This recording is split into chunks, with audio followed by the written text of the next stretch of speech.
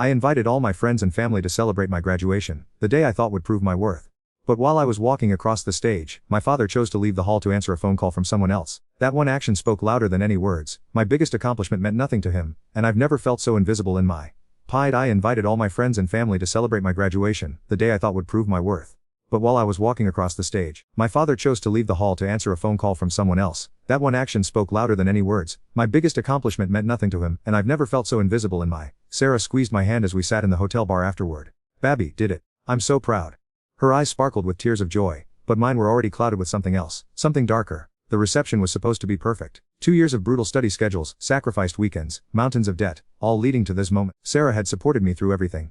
Late nights when I snapped at her for asking simple questions. Months when we barely spoke because I was drowning in coursework. She stayed, she believed. But Dad's empty chair at the ceremony haunted me. 26 years old and still desperately craving his approval. Still that invisible kid whose achievements never mattered enough to keep his attention. Marcus did it too. No, Sarah said gently, trying to comfort me. Stanford MBA. Maybe two could reconnect now that. Don't. The word came out harsher than I intended. Marcus, my old college roommate who'd graduated the year before me, who'd landed that dream consulting job I wanted, whose father actually showed to his graduation, whose father called him afterward to say how proud he was.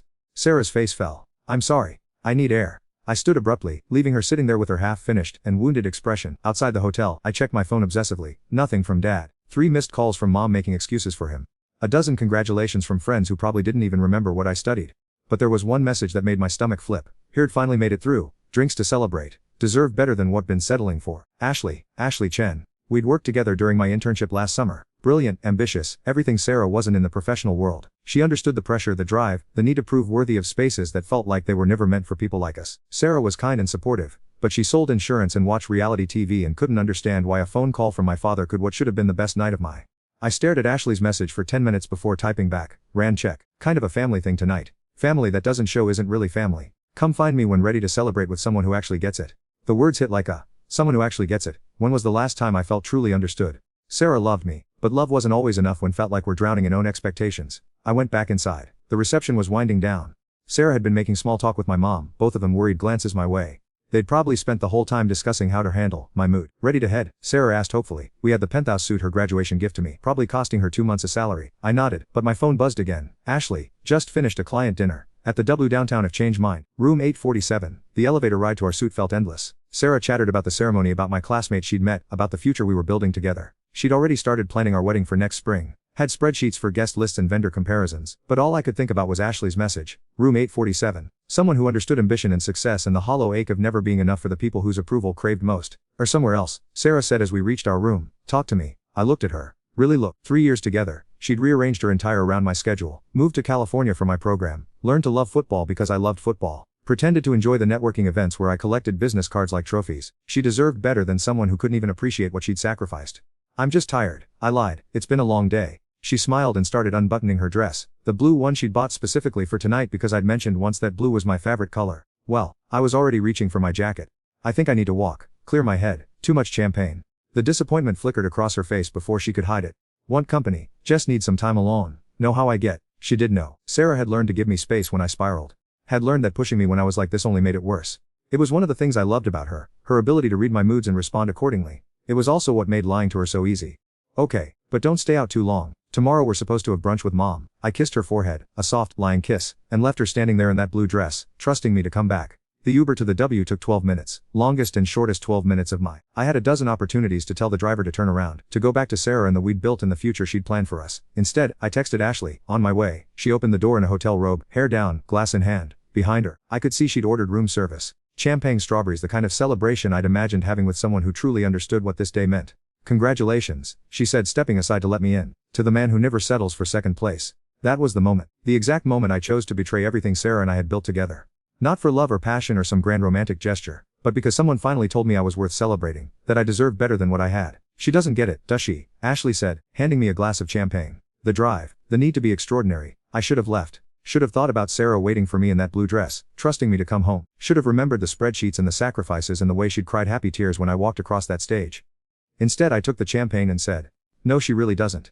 And just like that, I became the kind of person I'd always promised I'd never be. 3 months of living a double turned me into a stranger in my own skin. Ashley became my secret celebration, my hidden validation for every professional win Sarah couldn't fully appreciate. Late night, study sessions, that were actually dinners at restaurants Sarah couldn't afford. Weekend networking events that were actually hotel rooms and champagne and conversations about ambitions that felt too big for my real. Sarah noticed the distance but blamed it on post-graduation stress, job hunting, the pressure of student loans. She gave me space while I systematically destroyed everything we'd built.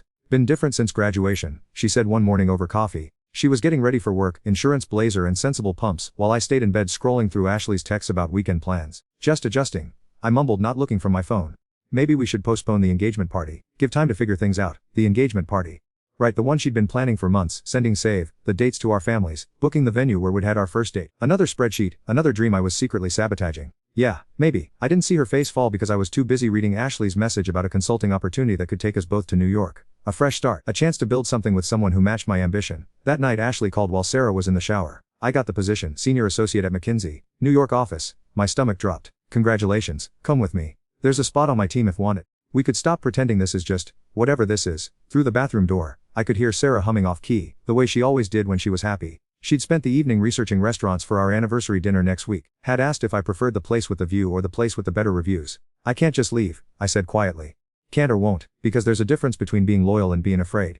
After she hung, I sat on the edge of the bed staring at my phone. Sarah emerged from the bathroom in those ridiculous pajamas with cats on them, the ones I used to find endearing but now found embarrassing. What if Ashley saw them? What would she think about the kind of man who'd chosen this ordinary with this ordinary woman? Everything okay? Sarah had asked, climbing into bed beside me. Fine. Work stuff. She curled against my side, trusting and warm. I love, she whispered into my chest. The words hit like acid.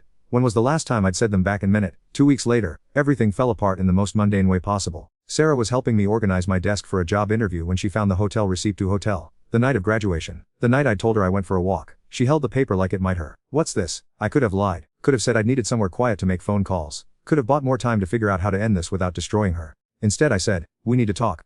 The conversation lasted 4 hours. Sarah cycled through every emotion. Confusion, anger, grief, bargaining. She wanted details I couldn't give her. Names I wouldn't share. Explanations that didn't exist beyond my own selfishness and insecurity. Why? She kept asking. What did I do wrong? Didn't do anything wrong. Then why? 3 years, Marcus. We were planning a wedding. We were going to start trying for kids next year. What happened? I couldn't tell her the truth. That she'd love me exactly as I was, but that had never felt like enough. That I'd needed someone who saw potential for who I could become rather than acceptance of who I already was. That her love had felt safe but not exciting, supportive but not challenging. So I said nothing. Just sat there while she cried and packed her things and called her sister to pick her. I would have supported career, she said at the door, bags in hand, eyes red and swollen. I'd wanted to move to New York or take a job that required travel or whatever she offered that I couldn't. I would have figured out how to make it work. I knew she would have. That was the worst part. Sarah would have moved mountains to support my dreams, but I'd wanted someone who could move mountains of their own. I know, I said, do love her. The question hung in the air between us. Did I love Ashley, or did I love what Ashley represented? The validation, the matching ambition, the feeling of being seen as extraordinary rather than just adequate.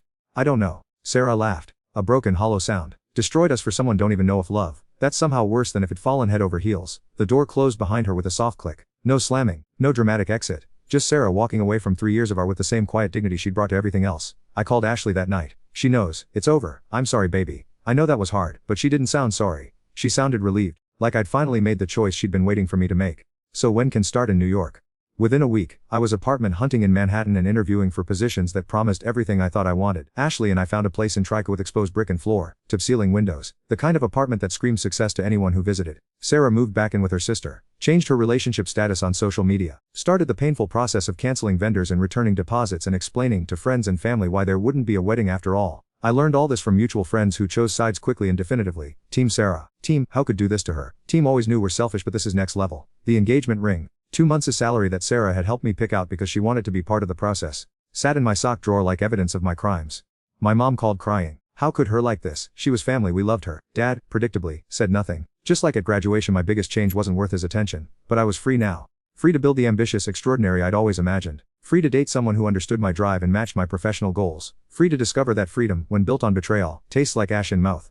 New York was supposed to be my redemption story. The place where all my choices would finally make sense. Where Ashley and I would build something beautiful and ambitious and worthy of the destruction I'd caused. Instead it became the stage for my complete unraveling. The McKinsey job was everything I'd imagined. Brutal hours, impossible clients. The kind of pressure that separated ambitious people from truly exceptional ones. I into it with religious devotion, working 80-hour weeks, sleeping in the office, building a reputation as someone who never said no to a challenge. Ashley thrived. She was born for this world of power suits and client dinners and casual conversations about 7-figure deals. Watching her command a conference room was intoxicating. This was what I'd traded Sarah for. Someone who could match my ambition and then some. But late at night in our expensive apartment, I found thinking about Sarah's off-key humming. About her cat pajamas and insurance spreadsheets and the way she believed in me even when I couldn't believe in her. Distant.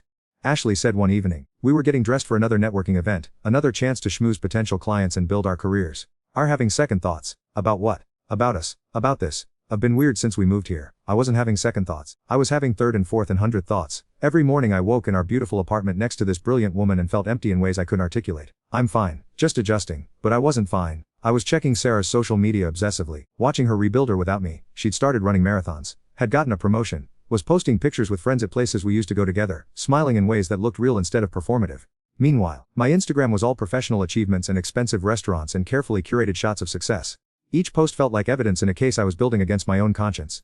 The breaking point came 6 months after the move. Ashley and I were at a company retreat in the Hamptons, surrounded by the kind of people I'd always wanted to impress. Partners who discussed their vacation homes and children's prep school admissions like they were talking about the weather. I was networking with a senior partner when my phone buzzed with a text from an unknown number. Marcus, this is Sarah's sister. Sarah was in an accident. She's okay, but she's been asking for. I know things ended badly, but she still loves. If care about her at all, please call. My hand shook as I read the message. Sarah who used to wait for me when I had late classes, who learned to make my favorite foods, who'd planned our entire future around supporting my dreams. Everything okay? The partner asked. I looked around the room. Ashley was across the deck, laughing with potential clients, perfectly at home in this world of ambition and achievement. This was the I'd chosen, the person I'd chosen, the success I'd built on the ruins of someone else's trust. Excuse me, I said, stepping away to call the number. Sarah's sister Jennifer answered on the first ring. She was hit by a driver yesterday. 3 broken ribs and a concussion, but she's stable. I couldn't finish the question. She's been asking for since she woke. I don't know why. After what did to her, I wouldn't give the time of day. But she made me promise to call if something happened to her. The room spun around me. Even after everything, Sarah had listed me as her emergency contact. Had made arrangements for someone to reach out to me if she was in trouble. Which hospital? We're in New York. Don't dare get her hopes just to disappoint her again. But I was already walking toward the exit, already calling for an Uber to the airport. Ashley caught with me at the door.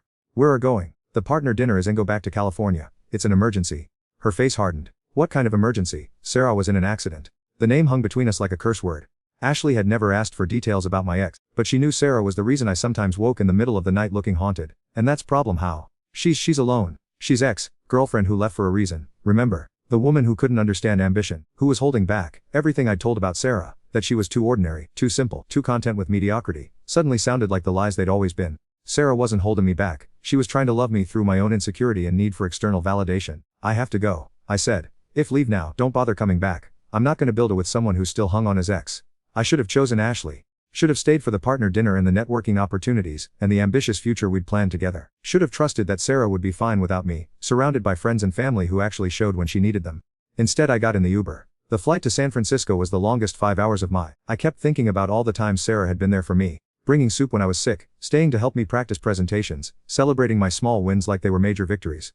When had I ever done the same for her? The hospital smelled like disinfectant and despair. Sarah looked tiny in the bed, bandages on her forehead, machines beeping around her. But when she saw me, her face lit with the kind of joy I hadn't seen from her in months before we broke. Came, she whispered. Of course I came. We talked for hours. About the accident, about her recovery, about the she'd been building without me. She'd started therapy, had joined a book club, was planning a trip to Europe she'd always dreamed about but never had the courage to book. I'm happy, she said simply. For the first time in months I'm actually happy. The words gutted me. She was happy without me. The woman I'd convinced wasn't ambitious or exciting enough was out living boldly and authentically while I was performing success for people whose approval would never be enough. I'm proud of, I said, and meant it. Really? Or just feeling guilty? I couldn't answer because the truth was too complicated. I was proud of her and guilty and heartbroken and relieved all at once. Proud that she'd survived my betrayal and built something beautiful. Guilty that it had taken her getting for me to realize what I'd thrown away. Heartbroken because seeing her thrive confirmed what I'd always known deep down. I was the problem in our relationship, not her. I should go, I said after Jennifer me another warning look from the doorway. Thank for coming. It means more than no. The flight back to New York was a nightmare of turbulence and crying babies, but nothing compared to the turbulence in my chest. I'd spent 8 months convincing I'd made the right choice, that Ashley and I were building something better than what Sarah and I had. But seeing Sarah in that hospital bed, surrounded by people who'd never doubted her worth, who'd never made her compete for their love, it shattered every lie I'd been telling. Ashley was waiting when I got back to the apartment. Her bags were packed, sitting by the door like accusations. How is she? She asked coldly. Recovering. I'm glad she's okay, but we're not. I nodded. We both knew this had been coming since the night I'd left the retreat. Never got over her. Ashley continued. I thought if I gave time, if I proved I was better, smarter, more successful, more compatible with goals, see what we could build together. Ashley. But can't love someone when you're still in love with someone else, even someone treated like garbage. She was right. I'd spent 8 months trying to convince that what Ashley and I had was love when it was really just mutual ambition wearing a relationship costume. We'd never talked about fears or insecurities. Never been vulnerable with each other. Never built the kind of intimacy that comes from choosing someone not because they're perfect for goals but because they're perfect for soul. I'm sorry, I said. Me too, After she left, I sat in our expensive apartment surrounded by all the markers of success I'd thought I wanted. Corner office view of Manhattan, salary that made my classmates jealous, relationship with someone who impressed everyone who met her. But success built on betrayal isn't success at all, it's just an expensive way to be miserable. I tried calling Sarah the next day, but Jennifer answered her phone. She doesn't want to talk to, she's grateful came but she's done Marcus.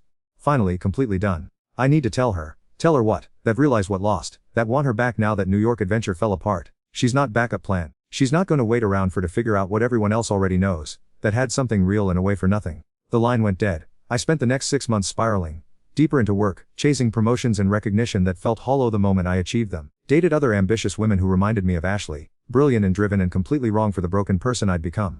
My friends from business school stopped inviting me to things. Word had gotten around about how I treated Sarah, and apparently even in our competitive, achievement-obsessed world, there were still lines didn't cross. My family was coldly polite when they bothered to call at all. Mom had loved Sarah like a daughter. Dad predictably had no opinion about my personal, but even his indifference felt like judgment now. I was successful alone, and drowning in regret. Last month, I saw Sarah's engagement announcement on Instagram. She'd found someone who looked at her the way I never had, like she was already enough exactly as she was. Someone who celebrated her ordinary Tuesday victories along with her big Sunday wins. The ring was smaller than the one I'd bought her. The venue looked modest compared to what we'd planned. But her smile was radiant in a way it had never been with me, even in our best moments. I started to text congratulations, then deleted the draft. Started to write a long apology explaining everything I'd learned about love and loyalty and the difference between settling for someone and choosing someone. Deleted that too. Some bridges once burned can't be rebuilt. Some trust once broken stays broken. Some chances once don't come again. I'm 28 now, making more money than I dreamed of in business school, living in the city I thought would make me happy. I have everything I convinced I wanted when I walked into that hotel room on graduation night. And I wake every morning knowing I traded the only person who ever loved me unconditionally, for that looks perfect on LinkedIn but feels empty everywhere else. Sarah was right that night she left. Destroying something real for something or not even sure one isn't just betrayal. It's the kind of choice that haunts forever. Reminding daily that having everything want means nothing when lost the only thing that actually mattered.